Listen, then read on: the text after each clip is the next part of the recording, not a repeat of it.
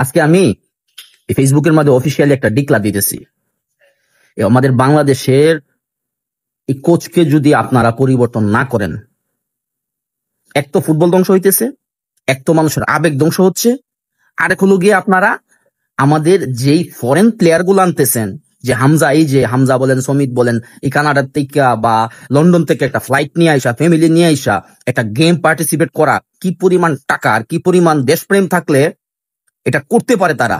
এই আনারি একটা কোচ আর আনারি একটা গোলকিপার নিয়ে আপনারা মনে করেন যে নাটক শুরু করছেন। যদি এটা আপনারা চেঞ্জ না করেন, কয়দিন পরে হামজারেও পাইবেন না, এই সমিতিরও পাইবেন না, প্রফেশনাল কাউরে পাইবেন না। আর আমার মতো আরেক পাগলেরও পাইবেন না। আপনাদেরকে নিয়ে কথা কমু, আপনাদেরকে কথা কমু, কি কথা বলবো? আপনার কান আছে? কান কি কাজ করে? যদি কাজ করতো ঠিকই আপনারা শুনতেন। কোচের অভাব আছে? আর্জেন্টিনা থেকে একটা সেকেন্ড ডিভিশনের কোচ আনেন, ব্রাজিল থেকে একটা সেকেন্ড ডিভিশন আনেন বা থার্ড ডিভিশন আনেন বা ফার্স্ট ইয়ার একটা কোচ আনেন, টাকা লাগলে আমরা দিমু। ফান্ড নাই এইগুলো করে আপনারা মনে করেন ফুটবলের ফান্ড কই? আমরা আবেগ নিয়ে খেলতে পারেন, আপনারা এই একটা কোচ আনতে পারেন না।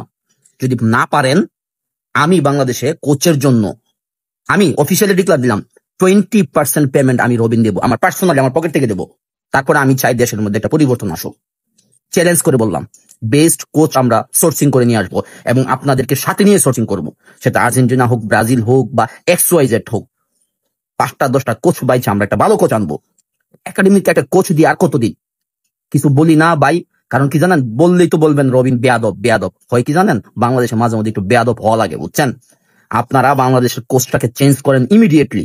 আমি আজকে অফিসিয়ালি তার বিরুদ্ধে কথা বলতেছি, নাহলে আমাদের ফুটবল ধ্বংস হবে। এই ফরেন প্লেয়ার গুলো যে আসতেছে, তাদের আবেগ, ভালোবাসা, দেশপ্রেম আর কদিন পর পাবেন না, আর কদিন পর পাবেন না। হামজা আজকে যা করছে, যা দেখাইছে, এই ভালোবাসা হামজা বেশি দিন থাকবো না, পারবে না সে দিতে। কার জন্য দিব? কার জন্য দিবে?